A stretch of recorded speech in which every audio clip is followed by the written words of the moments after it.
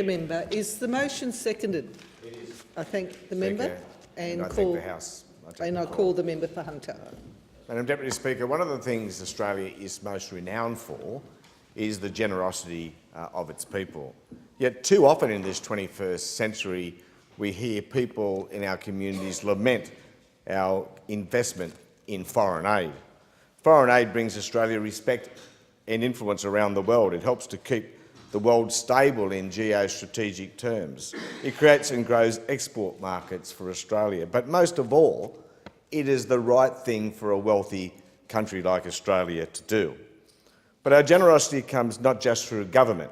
Every year, hundreds of thousands of Australians make their own donations to needy people elsewhere, typically in developing, failing and war-torn nation-states. As the terms of the member for North Sydney's motion indicates, this is not a new phenomenon. It is an historical fact that during the early hours of April 25, 2015, Armenian political, religious, educational and intellectual leaders in what is now Istanbul were arrested, deported to the interior and put to death. Many more were forced off their ancestral homelands, facing abuse, starvation and eventually again death. The work and efforts of those Australians who responded to the plight of the Armenian people in the years following April 25, 1915 was extraordinary. The work of those involved in the Armenian Relief Fund of Australia set an example which many have followed in the subsequent decades. And the establishment of the Australasian Orphanage must have had the collateral benefit of bolstering the reputation of the young Australian nation.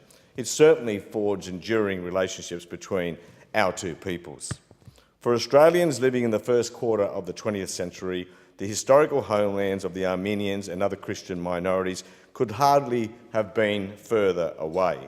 Yet widespread media coverage of their suffering at the hands of the Ottoman Turks was a call to arms for many here in Australia. The New York Times reported almost daily on the mass murder of the Armenian people, describing the process as systematic, authorised and organised by the government. Theodore Roosevelt would later characterise the events, I quote, the greatest crime of the war. At least 1.5 million Armenians lost their lives in that period. But as is too often the case, despite the distance which separated them, but is so often the case, despite the distance which separated them and the victims, the response of Australians seemed beyond what you'd expect from a distant, small and young nation-state. Of course, the bond between our two peoples had been forged out of the military presence in the region of the Anzacs. Many Anzacs witnessed and recorded the shocking treatment of the Armenian people. I've had the honour of laying a wreath at what is known as the Armenian Genocide Museum in Yerevan, Armenia's modern-day capital. Like my visit to the World Holocaust Remembrance Centre in Israel, it was a deeply emotional experience. Of course, there are sensitivities about the use of the word genocide, and I understand that. But surely we spend too much time arguing about a descriptor, a word, Madam Deputy Speaker, and too little time providing closure for so many Armenians, Assyrians and other minorities.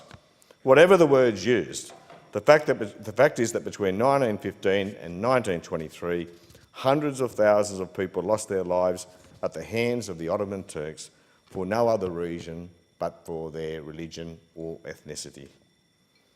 Up to 30 countries around the world, and our own New South Wales Parliament, have now declared the actions of the Ottomans an act of genocide. I do not believe the ongoing failure of Australia to do the same helps rebuild trusts and relationships. Indeed, it may further inflame tensions. We invest so much in the strength of our international relationships, and yet I believe one simple act could further strengthen our place in the world. And the failure to have a debate certainly does not send the right messages. Remember, it was Hitler who, ahead of his invasion of Poland in 1939, said, and I quote, "Who, after all, speaks today of the annihilation of the Armenians?" Australia has built much strength and earned great respect internationally and domestically as a result of our willingness to recognise and take collective responsibility for our treatment of our Indigenous peoples in the years following European settlement. Others around the world can learn from our experience and our actions and, of course, our courage.